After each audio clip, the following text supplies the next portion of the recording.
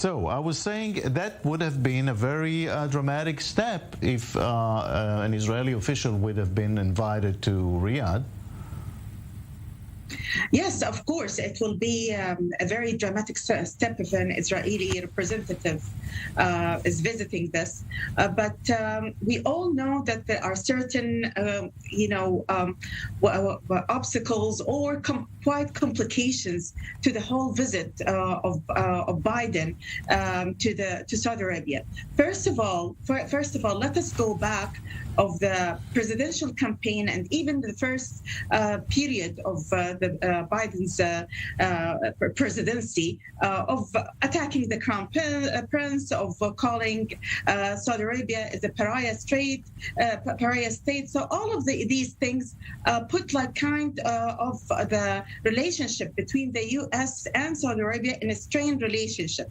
So now we are not in a stage to say talking to an Israeli representative or building a full normalization. It's basically the first stage of this visit is basically how to regain or rebuild the trust, because the trust between the Saudi Arabia and even the Gulf in general and the U.S., mainly the Democrat Party, has been shaken from the Obama administration, and it has been continued now in the Biden administration. So now the first thing is how to regain this trust. Then after that, we go and talk about more proposal and different issues and talking about full normalization. However, according to my analysis and other experts, it will not be a full normalization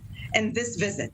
According to some analysts, it will be what you call it to kind of medium normalization or medium relationship that includes, for example, businessmen and other very important officials, but it won't be a full normalization as the way that we see it in UAE and Bahrain. That's mainly my first observation. Even if so, it looks like, the music of things, it looks like everything is ripe for these moves between Saudi Arabia and Israel. So maybe it's a matter of timing, maybe it will take a little longer, but the conditions are there. Yes.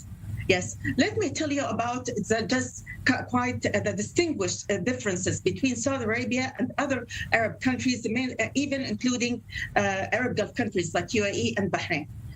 Saudi Arabia is distinguished from other Arab neighboring countries that it is the leader of the Islamic world because it beholds the two holy mosques. And so here, Saudi Arabia is the crown prince is faced of two kind of challenges.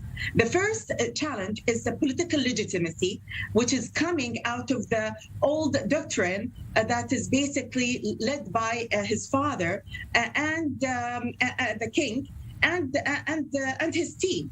Of that, there's no full normalization will happen before the resolution of the Palestinian cause that has happened. And the second thing is the religious legitimacy, he is facing another challenge, which is called the religious legitimacy, that he couldn't take the steps before a big number of clerics, or at least major clerics, will be supporting his political approach. Mm-hmm. So these are the two kinds of challenges.